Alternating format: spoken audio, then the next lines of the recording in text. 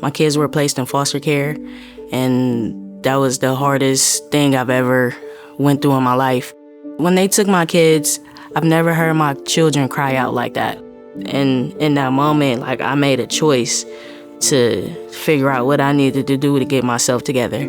Well, first of all, these people should understand that no one chooses to be an addict. These women haven't deliberately gone out and said, I want to be an addict. My mother did drugs, my father did drugs, so that's all I ever seen was that type of lifestyle. It's a generational curse, that's what we call it. It's a generational curse. Of course, I'm going to learn from the very person that birthed me. It's a learned behavior. What if that good time turned into a habit? I was 34 years old when I picked up my first drug. I thought I was a stronger person than that. I am a foster child, and my mother also had a substance use problem. So I know what it's like to not have your mother's love. So I never ever wanted my kids to know what it felt like to not have mommy love them. There was a time when there was 3 generations of families in my program, in our corrections programs and our halfway houses. And we had a mother, her mother, and her child.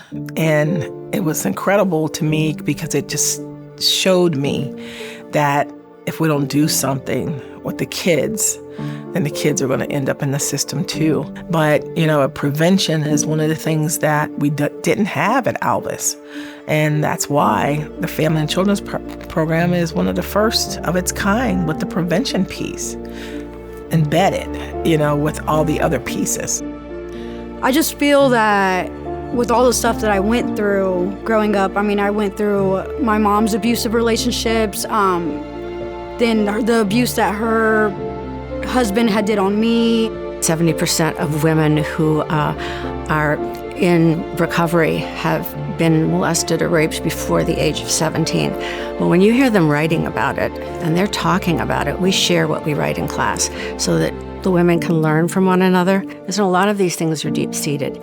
And writing has been proven, journal writing, to be extremely therapeutic. So my job is to help them to expose that pain, to understand where it comes from.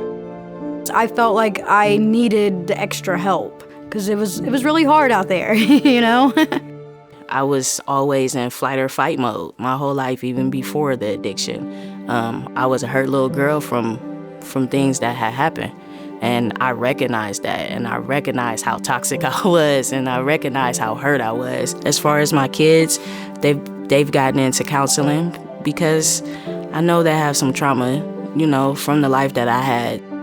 Yeah, my son had anger issues, and it's still a work in progress, but I see him thinking his actions out before he does it. My daughter, Ariana, she's just a bubbly spirit. We noticed that our kids need a social worker, because you learn those things as you go.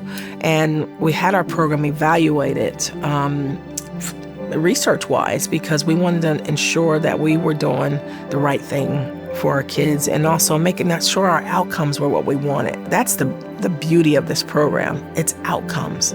It's not just giving a program. It's not just going to people saying, I need money. It is the outcomes for our community. And that's the beauty of our program, is the kids start seeing that change. My kids have been in counseling, something I probably would have never did without Alvis.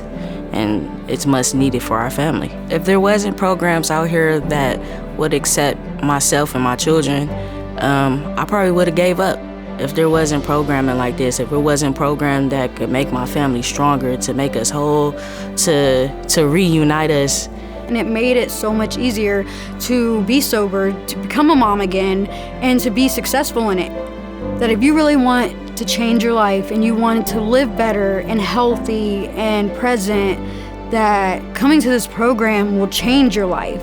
We've turned out hundreds of people that have been through the program, that have been successful, that come back, that help other women. The kids make friends. And when they come to Alvis, our arms are open, and it's like, we have to wrap our arms around each individual to ensure that they're getting the care that they need.